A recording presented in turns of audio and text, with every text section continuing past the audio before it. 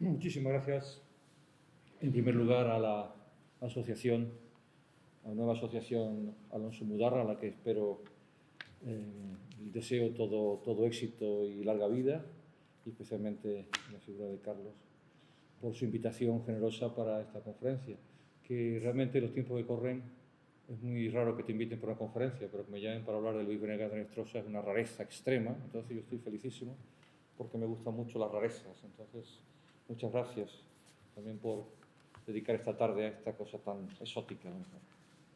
Bien, vamos allá. La historia de la música se construye casi siempre solo a partir de los grandes nombres, Bach, Mozart y Beethoven.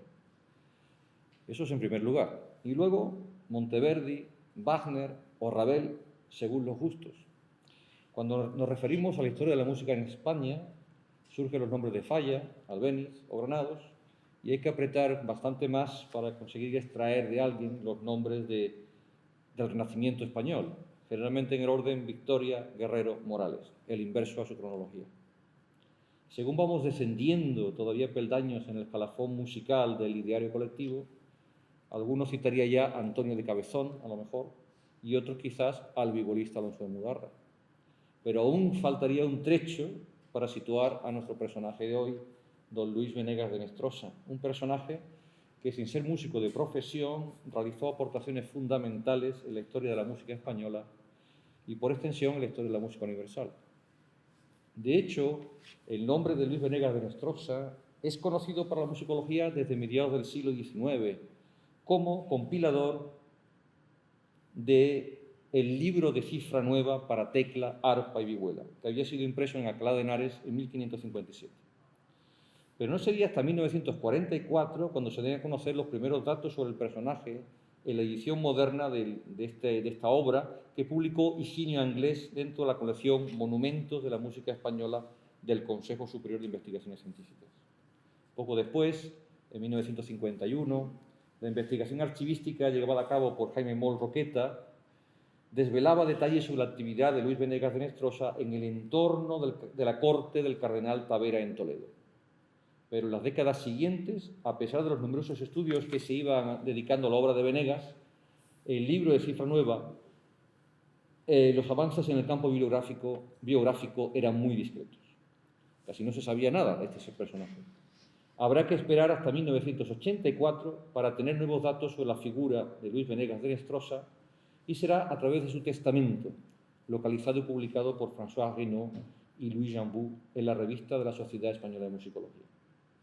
Para entonces, el personaje no, pero la obra de Luis Venegas de Nestrosa había interesado ya a los musicólogos hispanos, con Felipe Pedrell, Higinio Anglés, Samuel Rubio y Macario Santiago Kastner a la cabeza, pero también a un significativo número de musicólogos extranjeros, como Charles Jacobs, John Barr, Luis Merino Montero, Luis Barber, Almonte Howell o el propio Louis Jambou, entre otros muchos. Además, algunas de las piezas publicadas en el libro de cifra nueva habían ido apareciendo también en antologías musicales de muy diverso corte, tanto en España como en Francia, en Italia, el Reino Unido, Alemania o los Estados Unidos. De manera que poco a poco el repertorio publicado por Luis Venegas de Nestrosa en 1557 encontraba difusión a través de conciertos y grabaciones discográficas. En tiempos más recientes, investigadores como John Griffith, Owen Rees, María Esther Sala, Pepe Rey, Miguel Rey Francolí, Michael Nunn, Miguel Bernard Ripoll, Javier Suárez Pajares o quien les habla, han realizado aportaciones más o menos significativas sobre la figura de Luis Venegas de Nestrosa y sobre su obra en el contexto de la música hispana del Renacimiento. ¿Pero quién fue este personaje? Los datos de que disponemos permiten afirmar que Luis Venegas de Nestrosa nació en la ciudad de Écija, en la provincia de Sevilla. Al revés. Hace 1510. Fue hijo de don Juan Álvarez de Nestrosa, sexto señor de Turoyote, y doña Ana de Aguilar Ponce de León. El apellido Venegas debió tomarlo siguiendo una costumbre arraigada en la época de su abuela paterna, doña Juana Venegas de Córdoba, hija del señor de Luque y esposa de Diego Álvarez de Nestrosa, quinto señor de Turuyote, caballero de la Orden de Santiago y alcalde mayor perpetuo de la ciudad de Écija. Estos datos permiten entroncar, por tanto, a Luis Venegas en el linaje de los Henestrosa, linaje que, según Andrés Florindo en sus Grandezas de Écija de 1632, se extendía desde hacía más de 300 años sin bastardía ni naturaleza, sino con casamientos muy parejos de lo mejor de la provincia. Con la institución de su mayorazgo en Écija, por don Lope Álvarez de Henestrosa en 1420, los Henestrosa se constituían en una de las más importantes casas nobiliarias de la Baja Andalucía, entre cuyos descendientes estarán ya en la segunda mitad del siglo XVII los marqueses de Peñaflor, cuyo palacio todavía existe en la ciudad y es un edificio barroco muy conocido.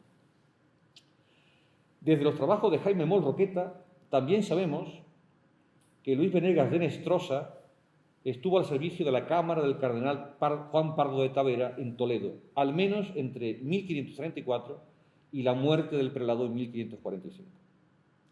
Curiosamente, existía una conexión familiar entre el cardenal Tavera y la casa de los Henestrosa que puede explicar la relación, aparentemente muy familiar y muy estrecha, de Luis Venegas con su señor. En efecto, el cardenal Tavera era primo segundo de Beatriz de Quesada, la esposa del hermano mayor de Luis Venegas, Francisco Álvarez de Henestrosa, séptimo señor de Turuyote. Significativamente, tanto el hermano como la cuñada de Luis Venegas aparecerán expresamente citados en el testamento con una especial encomienda de misas por sus almas. Es quizás los únicos personajes familiares que aparecen recordados en el testamento de alguna manera, lo que parece indicar pues, que hay una especie de débito, de alguna manera, por algún tipo de relación, quizá a través del cardenal Tavera. Durante su periodo toledano, Luis Venegas de Henestrosa fue cura en Gálvez, en la provincia de Toledo, y también en Ontoba, en la provincia de Guadalajara, donde se encontraba ya en 1543. A partir de 1545, ya muerto el cardenal Tavera, Luis Venegas de Henestrosa viviría una vida aparentemente retirada como abad mayor de Taracena y de su anejo Iriepal, aquí en Guadalajara. Conviene hacer notar que este municipio, Taracena, se halla en el Camino Real de Aragón e inscrito en el triángulo formado por Alcalá de Henares, Pastrana, Sigüenza, la propia Guadalajara, donde también se encuentra el monasterio Jerónimo de San Bartolomé de Lupiana. Todos ellos eran centros religiosos y culturales de gran importancia en aquel periodo y, por tanto, quizá no era una vida tan retirada, sino un lugar muy estratégico para determinadas acciones que todavía no tenemos muy claras. Instalado en Taracena, Luis Venegas de Henestrosa parece querer desprenderse de algunos de sus vínculos andaluces. Así, por ejemplo, en 1551 vende unos censos que tenía en la ciudad de Écija y su término y jurisdicción. Una parte de ellos serían adquiridos por su hermana, doña Ana de Henestrosa. Como dato curioso, el escribano que da fe del otorgamiento, que se hace en Guadalajara, dentro, dice el escribano, dentro de unas casas de la morada del señor Diego López de Orozco, actuando como testigos un criado de Luis Venegas de Henestrosa, de nombre Benito Gil, y Juan Martínez y Baltasar de Figueroa, criados del señor don Íñigo de Zúñiga. Estos datos sitúan a Luis Venegas de Henestrosa con toda claridad en relación con el entorno nobiliario de la ciudad de Guadalajara. Como él también era noble, de cierta manera, pues ahí hay un entronque que todavía falta por discernir, ¿no?, en su detalle. En 1570, en junio de 1570, Luis Venegas de Henestrosa sería nombrado administrador del Hospital de San Juan Bautista de Toledo, la institución que había fundado el cardenal Tavera, el que se conoce como Hospital Tavera.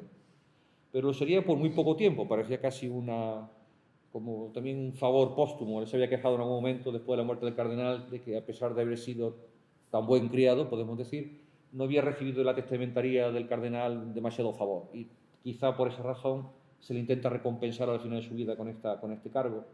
Pero dura muy poco tiempo. A los pocos meses cae enfermo en el propio hospital y otorga testamento el 15 de noviembre de ese mismo año. Hace dejación de las funciones como administrador a los pocos días y muere más tarde, el 27 de diciembre de 1570. En su testamento, Luis Venegas de Henestrosa declara heredera de todos sus bienes a la capellanía que él mismo había fundado en la iglesia de Taracena, bajo advocación de San José. El legado para la capilla Lo constituían unos cajones, un cáliz dorado, vinajeras de plata, ternos, casullas y todos los ornamentos litúrgicos necesarios, además de unos 12 libros teologales. También cierta cantidad de dinero y algunas propiedades rústicas y urbanas. Cerros, viñas, olivos, una casa con corral y bodega. Cuando se redacta el testamento, faltaba por dotar a la capilla de San José de Tarracena con una reja y un retablo, que dice el testamento que la traza estaba ya platicada con Diego López, pintor de Guadalajara, un artista del que se conocen bastantes obras en esa época.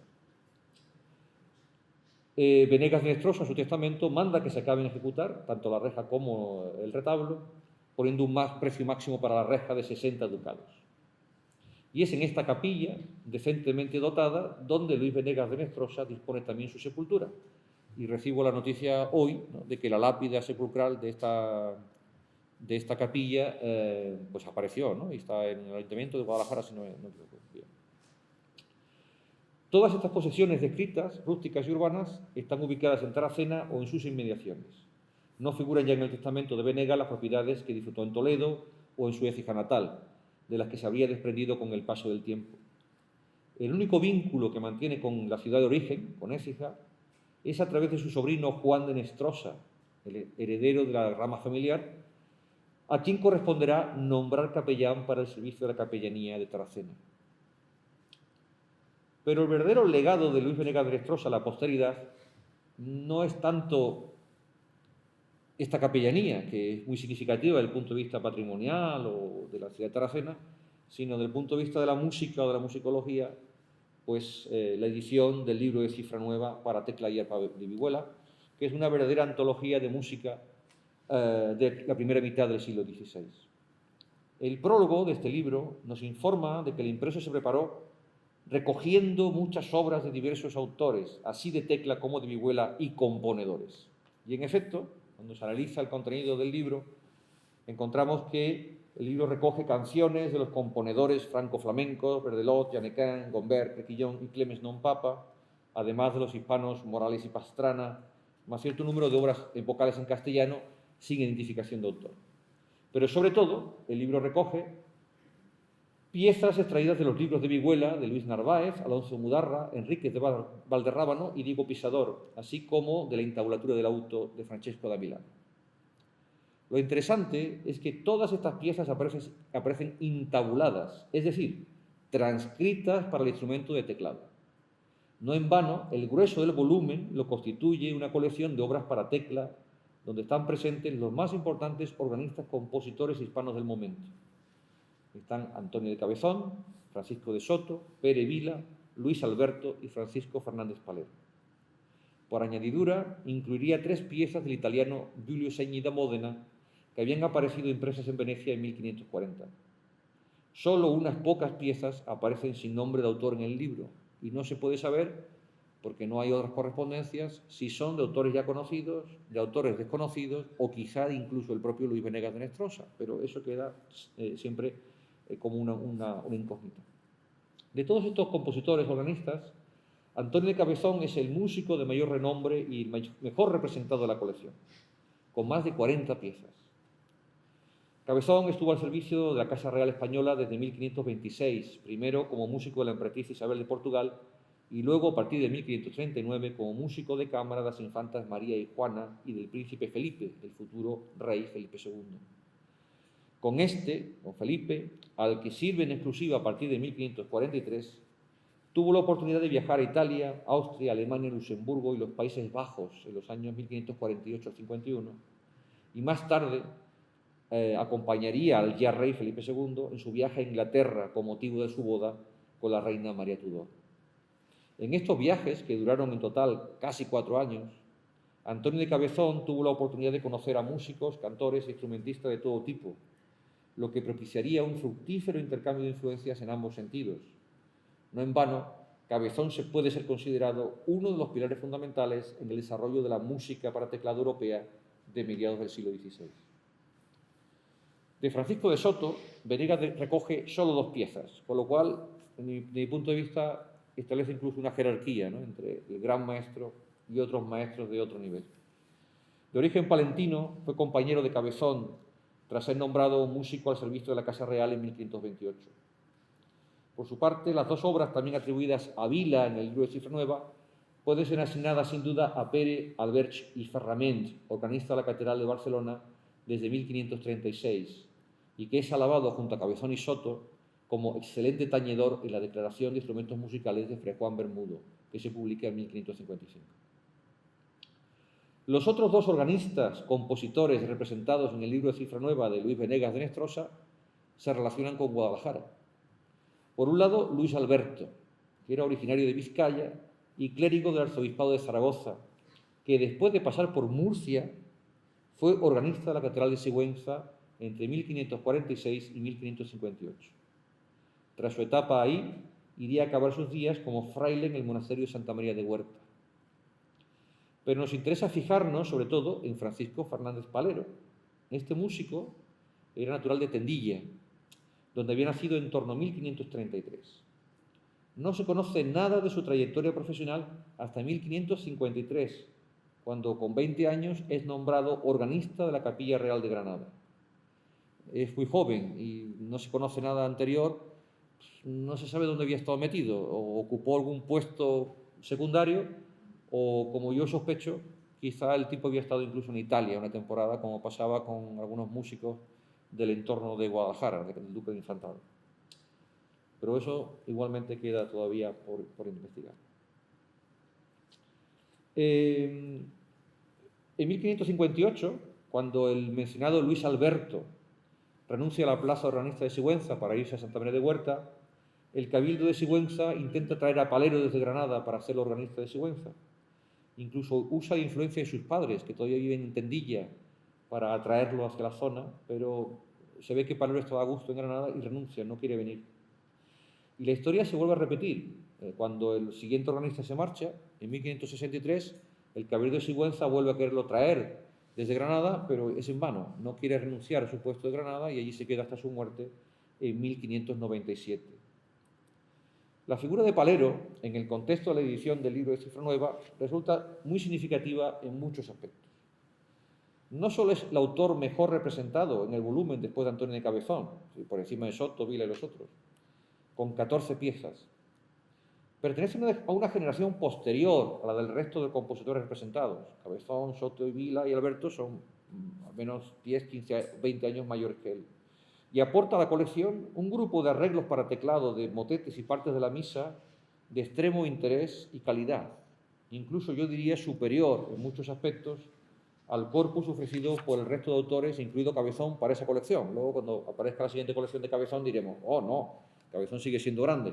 Pero tal como aparece en el libro de Venegas, Palero aparece realmente muy bien posicionado en cuanto al trabajo que presenta. Todo ello no podría explicarse, a mi entender, sin la consideración de Palero como un organista-compositor de primer orden, pero sobre todo sin la existencia de un vínculo estrecho entre Luis Venegas de Nestrosa y el propio Palero, al que quizá Venegas intenta favorecer o simplemente vehicular de alguna forma su producción. A lo mejor incluso Palero es un sponsor para la publicación. Ahí hay unas claves que no podemos desvelar. Esa relación tuvo que ocurrir antes de que Palero se marchara a Granada. Hay unos 10 años que coinciden en la zona de Guadalajara. Y eso quizá pudo pasar pues, en el entorno de Guadalajara, de la Casa del Infantado, o el entorno segontino, donde estaba Luis Alberto, por ahí. Todo esto es algo que solo podrá ser desvelado a través de la investigación archivística, y quizá las claves de esa historia pues, se encuentren precisamente entre los fondos documentales conservados en el Archivo Histórico Provincial de Guadalajara, que es donde estamos aquí. Probablemente toda esa documentación está por aquí y hay que buscarla. Aparte de la música de estos ilustres varones, en el libro de Cifra Nueva se incluyó una pieza de alguien de quien no se conoce absolutamente ningún dato biográfico. La monja Gracia Baptista. ¿A qué orden pertenecía? ¿En Toledo, en Guadalajara, en Sigüenza o en cualquier otro lugar? No se sabe. Lo único que puede afirmarse es que su pequeño dúo sobre Conditor Almesiderum es la primera obra compuesta por una mujer jamás impresa en Europa. Y el artífice de lo que hoy podríamos considerar un hito, pues es Luis Venegas de Nestrosa. Pero hay otros hitos en el libro de Cifra Nueva. Contiene también la primera obra jamás impresa para dos instrumentos de teclado. Aparece en formato de table book Esto es con las páginas para cada instrumento impresas en sentido inverso, en una página y la frontal, de manera que los dos intérpretes pueden leer el mismo libro sentados a dos extremos de la mesa, algo que ya se hacía con las piezas de la UCI Vihuela. Otra obra sorprendente en esta edición es una fuga a 40 voces que funciona como un canon para 10 instrumentos de tecla. Lleva el texto Unum Vule Deum ne iuris vana per eum, que remite a la forma latina de los 10 mandamientos, de manera que el uso de 10 instrumentos en relación con esos 10 mandamientos pues, adquiere un carácter simbólico muy particular. En realidad no puede documentarse ningún otro canon de esta envergadura, a tanto número de voces, en la historia de la música, hasta llegar a los motetes a 40 voces de Alessandro Striggio en la década de 1560 y de Thomas Tallis hacia 1570. Pero hay mucho más. Quizá el aspecto más importante es que la música compilada por Luis Venegas de Nestrosa está escrita usando una cifra nueva, de ahí el título, Libro de Cifra Nueva. Esto es un sistema nuevo de notación musical basado en números y no en notas de valor sobre pautas, que es lo que usamos tradicionalmente hoy, como ya hemos podido ver. Aquí tenemos una aproximación a la apariencia de la música de este libro. El hecho de escribir con números la música no era nuevo. La cifra numérica venía usándose en España y en Italia para la música de Vihuela y Laúd, al menos desde finales del siglo XV, con algunos ensayos también en el campo de la tecla. Pero es verdad que la propuesta de Venegas resultaba novedosa por el simple hecho de utilizar, una cosa muy evidente, pero que no se usaba hasta ese momento, un sistema cíclico de solo 7 números que identificaba las 7 notas de la escala diatónica. Los ensayos que había habido previos eran con sistemas continuos desde el 1 al 45, mucho más complejos de manejo, y en la simplicidad del sistema reside prácticamente su éxito. Venegas es plenamente consciente de la novedad de su sistema, pero también de su perfección y de la superioridad de su sistema sobre cualquier otro de notación inventado o que pudiera inventarse. Y en verdad, su cifra casi no tiene parangón por su economía de medios, simplicidad y efectividad en la historia de la notación de la música para teclado. Y esto es una cosa que casi nunca se reconoce. Siempre pensamos que la notación actual es magnífica, pero tiene limitaciones, como todo sistema de notación tiene limitaciones. Pero quizá no se pondrá suficientemente que el sistema hispánico de notación para tecla que Venegas inaugura es probablemente el más eficiente, el más simple y el que tiene mayores cualidades, ¿no?, como sistema pedagógico, especialmente para gente que no tiene gran formación. De la efectividad del sistema será testimonio más que suficiente la pervivencia de la cifra nueva. No solamente se publica este libro, sino que el sistema se introduce como sistema básico de notación en la práctica de los organistas del ámbito hispano, al menos hasta la mitad del siglo XVIII, a través, sobre todo, de los impresos de Antonio de Cabezón y Francisco Correa, pero también mediante la difusión de numerosas fuentes manuscritas.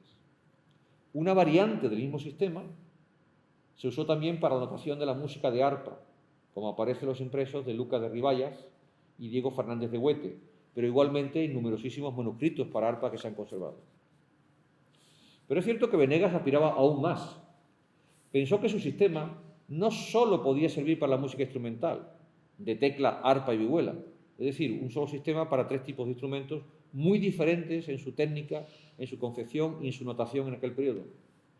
Propone incluso la utilización de su sistema de notación para la música vocal, que es una cosa que también se olvida a veces.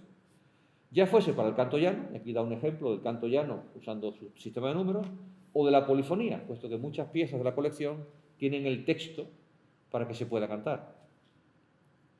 Desde luego, la cifra nueva vendría a aportar notables ventajas sobre cualquier otro sistema notacional usado hasta entonces. Primeramente porque precisaba 4 veces menos papel que la tradicional notación sobre pentagrama, algo que no debe pasar desapercibido en un momento histórico en el que los pliegos de papel llegaban a alcanzar precios desorbitados a veces. En segundo lugar, porque posibilitaba un aprendizaje rápido y efectivo, incluso sin saber música, y, lo que es más importante, sin necesidad de maestro. Pintándose uno mismo la cifra sobre el teclado, cualquier persona podía ejecutar pequeñas piezas con poco esfuerzo, trasladando simplemente lo escrito mediante la acción de pulsar teclas concretas en un orden concreto, que es un sistema que todavía hoy vemos aplicado a instrumentos de música concebidos para niños o aficionados mediante el uso de letras, símbolos o colores. Es decir, seguimos usando el mismo principio porque efectivamente resulta eficiente. Para Venegas, con la cifra nueva, el suministro de tañedores para el culto en iglesias y monasterios estaría garantizado en breve tiempo y con una mínima inversión, que es lo que pretende. No es casualidad a este respecto que la edición del libro de cifra nueva de Venegas de Nestrosa se abra con un emblema de Fugacitate Vitae, en el que una calavera sostiene una cartela con una versión musicada de las célebres coplas de Jorge Manrique. Recuerde el alma dormida, avive el seso y despierte, contemplando cómo se pasa la vida, cómo se viene la muerte, tan callando. De por sí, este emblema funciona aquí como un eficiente reclamo publicitario, semejante, salvando las distancias, a los anuncios de aprenda inglés en 5 días o en 5 semanas de nuestros días. No desaproveche el tiempo, que no tenemos mucho. Por añadidura, la efectividad de la cifra nueva evitaría los vicios que pudiesen surgir de la frecuentación entre maestros y discípulas, según expresa el mismo Venegas en el prólogo, donde dice que las raras y pocas ediciones valgan por muchas, porque de la frecuente conversación que de ellas procede entre maestros y discípulas no nazca algún atrevimiento de vergüenza con que Dios se ofenda. Y al llegar aquí, naturalmente, surge una pregunta. ¿Qué pudo mover a Luis Venegas de Nestrosa a emprender todo este semejante proyecto editorial con tantos matices, podríamos decir? Ningún documento de los hasta ahora localizados, pero ninguno, ofrece ninguna pista sobre una posible formación o actividad como músico de Luis Venegas de Nestrosa. De cualquier modo, su propia extracción social, la nobleza andaluza, favorecería de por sí el acceso a un adiestramiento musical básico dentro de un programa general de formación. Además, su condición eclesiástica reforzaría unas imprescindibles nociones sobre canto llano e incluso sobre polifonía, que podrían ser más o menos extensas, pero se supone que extensas. Lo que parece improbable es que desempeñara ningún tipo de práctica musical con carácter profesional o público, entre otras cosas porque un noble no debía exponerse a semejante rebaje, podemos decir, ¿no? En público sobre todo. Teniendo esto en cuenta, el prólogo del libro de Cifra Nueva es la fuente que nos suministra las pertinentes pistas sobre tales motivaciones y propósitos. Así dice, por ejemplo, y por el escrúpulo de no enterrar el poco talento que Dios me dio en música, me pareció publicar esta manera de cantar y tañer. Es decir, de alguna manera reconoce que tiene talento para la cuestión y lo quiere poner al servicio. Y más adelante señala su intención de ofrecer esta música para el servicio del Santísimo Sacramento de la Eucaristía y culto divino, que parece que es la clave última de su intención, suministrar música para las iglesias. Y esto ocurre en un momento histórico muy concreto, en el que, por otra parte, se está detectando una gran falta de organistas para el templo. No hay que olvidar que la primera mitad del siglo XVI viene marcada por una extraordinaria expansión de los territorios bajo influencia del mundo cristiano, especialmente en el Nuevo Mundo, en América, donde se iban fundando numerosas iglesias, catedrales y monasterios, cada uno de ellos con su imprescindible órgano y su puesto de organista. La problemática sería muy semejante, aunque a menor escala, en el recién reconquistado Reino de Granada, donde en poco más de un siglo se crearán no menos de 40 nuevas plazas de organistas, todos asalariados, según mostró el excelente trabajo de Juan Ruiz Jiménez, publicado en el año 95. Todo ello provocará en paralelo, especialmente durante la segunda mitad del siglo XVI, un momento de gran actividad en cuanto a la construcción de nuevos instrumentos y a la dotación de puestos de organista en la mayoría de los templos rurales del centro de la península, especialmente en la zona de Castilla-La Mancha y Castilla y León, tal como recogen, por ejemplo, las investigaciones del profesor Louis Jambout. Por otro lado, el desalentador panorama de profundidades, como dice Bermudo, y largos años de estudio que dominaba la práctica interpretativa del organista durante el siglo XVI, parece haber actuado como un verdadero freno para ese proceso de expansión. A ese respecto, dice Bermudo, no he visto hombre que se pueda decir tañedor que no ha pasado 20 años de continuo estudio. Y añade en otro lugar, y no todos los que allegan a ese término son tañedores, sino los de buena habilidad y discípulos de señalados maestros. Y aquí otro de los ingredientes clave en aquel panorama, los señalados maestros.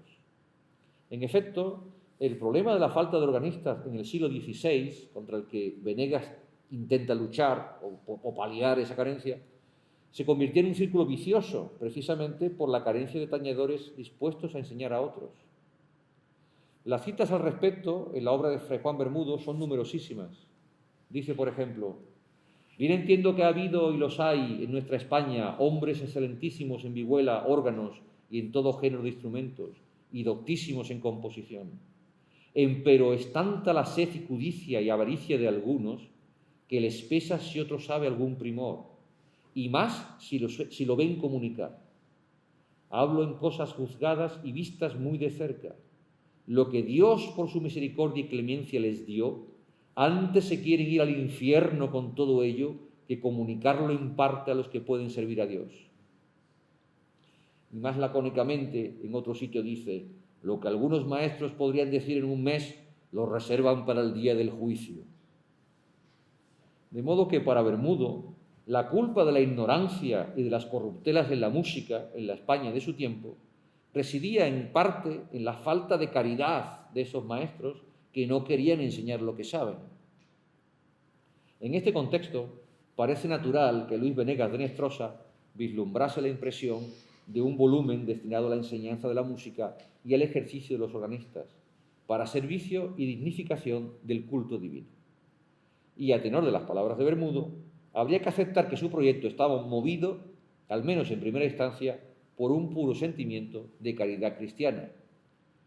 Enseñar al que no sabe y hacerlo con efectividad en un tiempo lo más breve posible. Y en esto yo me aparto radicalmente de las opiniones de quienes dicen que solamente pretendía ganar dinero con una publicación útil para todo tipo de instrumentos. Realmente creo que el fondo de toda la cuestión es realmente un sentido de caridad cristiana y de ofrecer, ¿no?, ese don que aparentemente había recibido, ofrecerlo justamente para dignificación del templo. Lo cierto es que no deja de ser sugerente el hecho de que tanto Luis Venegas de Nestrosa como Fray Juan Bermudo procedieran de la misma ciudad, de Écija, ciudad que podría considerarse realmente la verdadera encrucijada del arte musical de Tecla de mediados del siglo XVI. Las respectivas empresas editoriales de Venegas y Juan Bermudo, a pesar de ser muy diferentes en contenido y orientación, pueden considerarse fruto de una misma necesidad y se orientan en un mismo sentido.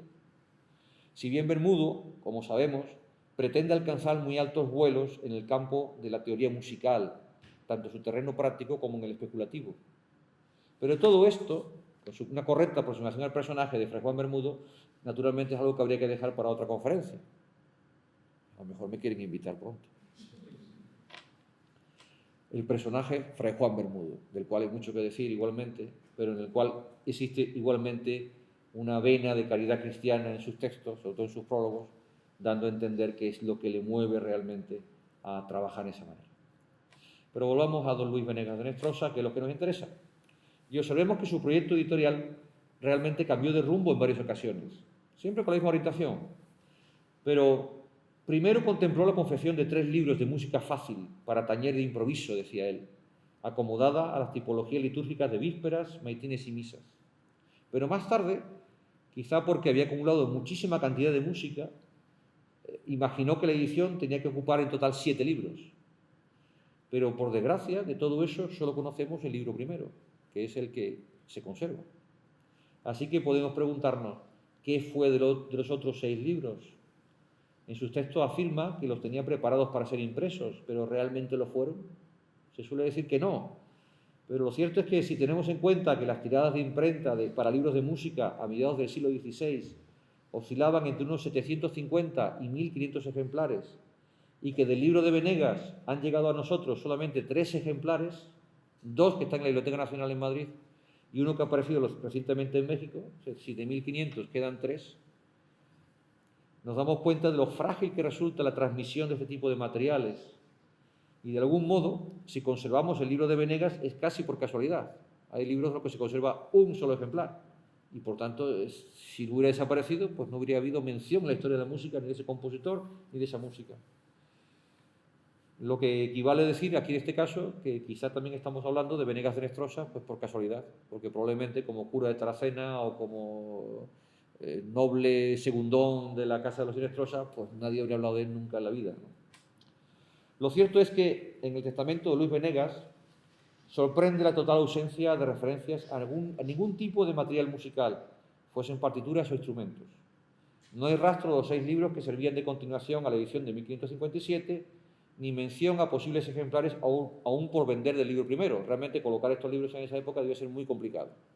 Y en el caso, por ejemplo, del libro Cabezón, que publica su hijo Hernando, cuando Hernando hace testamento en 1602 o 3, todavía de los 1.500 ejemplares no sé si le quedan 1.000 o 1.200, que no sabe cómo colocar y vende a precio de saldo. En este caso, Venegas no parece que tenga ni los libros ya, no se sabe qué ha pasado ahí, pero no hay mención alguna a esa faceta de su vida.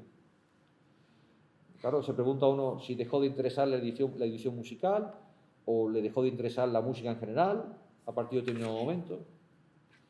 Lo que sí sabemos es que hacia el final de su vida orientó su trabajo en otra dirección, hacia la confección de una obra de contenido teológico, bajo el título Armonía de los Tres Mundos. La obra estaba inconclusa cuando redacta el testamento en 1570, pero Venegas encarga la terminación e impresión de la obra a un sobrino suyo, Francisco de Aguilar, que era estudiante en la Universidad de Alcalá. Y le encarga además que meta en ella, dice, algunas notas de la doctrina cristiana sacadas del catecismo que envió el Papa a los curas.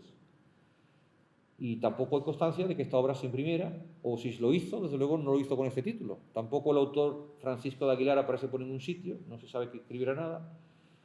No sabemos qué fue esta obra. Al igual, esta obra está camuflada, sus contenidos, bajo otro título y otro autor, en cualquier otra obra teológica publicada a final del siglo XVI en España, pero es prácticamente imposible saberlo.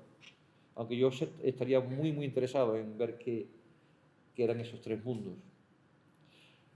Desgraciadamente, los sueños de Luis Venegas de Nestrosa no se cumplieron por completo, y no solo por lo que respecta a la edición de su Armonía de los Tres Mundos, o al resto de sus libros de música. Quizá lo más importante es que aquella cifra nueva nunca alcanzó el estatus de sistema notacional universal, que es lo que él quería y pretendía. De haber sido así, quizá hoy aprenderíamos música por medio de números y no de figuras musicales. Pero en cualquier caso, su iniciativa pionera tuvo positivas consecuencias, pues su sistema habría de permanecer en uso, como hemos dicho, en el mundo musical ibérico hasta mediados del siglo XVIII, como una herramienta indispensable para la composición, la enseñanza y la transmisión del repertorio entre organistas y arpistas en el contexto de la música litúrgica. Lo más curioso es que, conforme presenciamos el ocaso de la cifra para tecla y arpa en España, a mediados del siglo XVIII, asistimos, curiosamente, a la invención de nuevos sistemas de notación musical basados en números en otros lugares de Europa, por obra de singulares hombres. Uno de ellos fue Jean-Jacques Rousseau, quien en 1742 leía ante la Académie des Sciences de París su discurso Projet concernant de nouveaux signes pour la musique, en el que propone, en efecto, la adopción de un sistema de representación musical basado en los 7 primeros numerales, tal como había hecho Luis Venegas de Nestrosa, pues 200 años antes, y lo presenta como una gran novedad. Evidentemente, no debía conocer estos materiales, o si los conocía, pues ya se había prácticamente olvidado. Pero bueno, tampoco el sistema de Rousseau alcanzó difusión, tal como había ocurrido con numerosísimos sistemas de notación musical ideados a lo largo de la historia. De hecho, en los conservatorios enseñamos el sistema normal, el que, digamos, es el oficial, pero hay tantos sistemas, que realmente si no tenemos una panorámica sobre ellos, una gran cantidad de música queda perfectamente ignorada. La historia de la música nunca recoge más que la música escrita de notación convencional. Bueno, hace 30 años era así, hoy gracias a lo que se sabe, pues se van introduciendo otros sistemas, otros conocimientos sobre ello. Pero es verdad que el sistema de Rousseau igualmente tuvo un efecto semejante al de Venegas de Nestrosa, porque sirvió para la formación de organistas litúrgicos en algunas zonas de los cantones suizos y de los Países Bajos a lo largo del siglo XIX. Y de hecho todavía en algunos sitios de Holanda hay quien usa sistemas con números para acompañar los corales en la misa, gente que no sabe mucha música, usa sistemas parecidos. Pero claro, todo esto es otra historia, ¿no?, que había también que comentar, ¿no?, la importancia de estos sistemas. Del mismo modo que la escritura se desarrolló para fijar y transmitir historias y pensamientos a las generaciones futuras, Los sistemas de notación musical nacieron con el fin de intentar fijar algo intangible y muy efímero, como es la música, con el fin de hacerla transmisible en el tiempo. Gracias a ello, podemos hoy, 450 años después de la muerte de Luis Venegas de Nestrosa, reunirnos aquí para recrear sonoramente la música que él copió y que editó en su libro de Cifra Nueva, desde el modesto puesto de cura de Tarracena. Y muchas gracias.